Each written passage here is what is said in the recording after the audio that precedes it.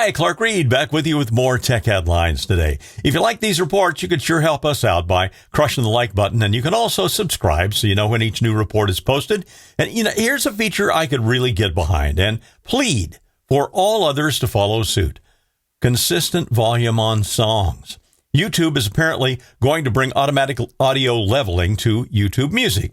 This has been something radio's had for decades. Who wants to keep turning the volume up and down all the time, whether you're at home or in your car? ArsTechnica.com reports that automatic gain control, or normalizing, as it's called in recent computer audio parlance, won't just make the songs the same volume throughout. So you'll still have the soft passages that you'd expect, but at least the average level between the songs will be consistent. I hope folks over at Apple will follow suit. It's ridiculous in 2025 to have to manually go for the volume control so you don't get your eardrums fried when a new song comes on.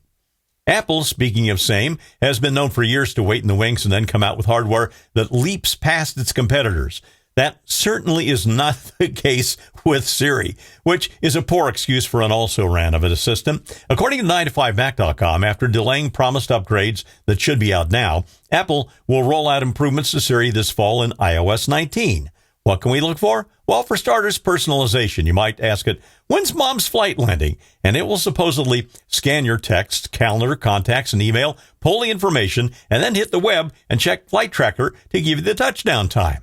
Another feature will be actual hands-free computing. Up to now, you could set timers, turn things on and off, and so forth, which I have in my connected home, but that's about all. The upgrade will let you do things across apps. For example, it'll let you find and pull a picture and drop it into a note you describe without opening either the Photos app or the Notes app. And thirdly, it should get on-screen awareness. You might get a text from a friend with a new address. You can just ask Siri to add that to the person's contact card.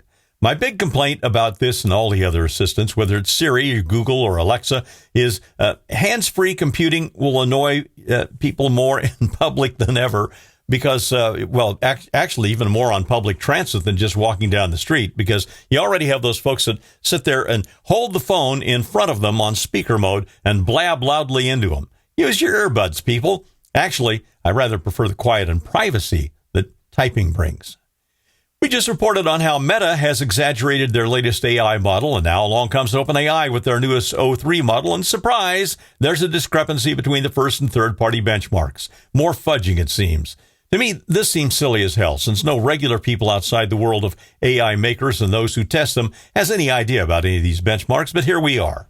TechCrunch.com says in December, OpenAI claimed the model could answer just over a fourth of the questions on frontier math, a challenging set of math problems. That score blew the competition away. The next best model managed to answer only about 2% of frontier math problems correctly. Well, as it turns out, the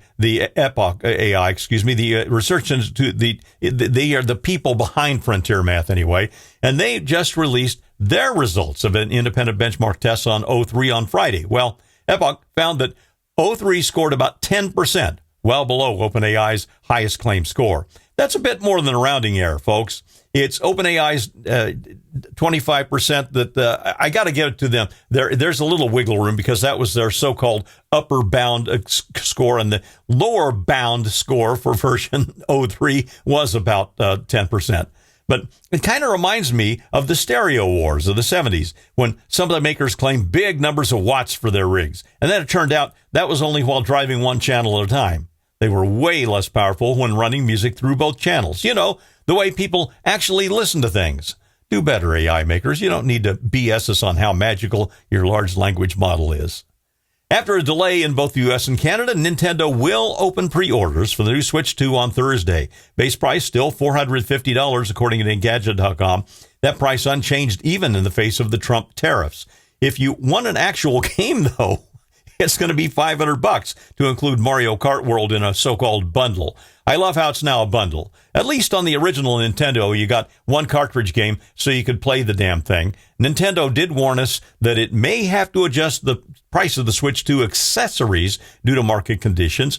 Should be available as predicted on June 5th. And this was topic, by the way, of discussion for quite a bit of a family brunch over the weekend. You might just want to wait until another game or two drops before you order that Switch 2. I'm Clark Reid, and you're Technified for now.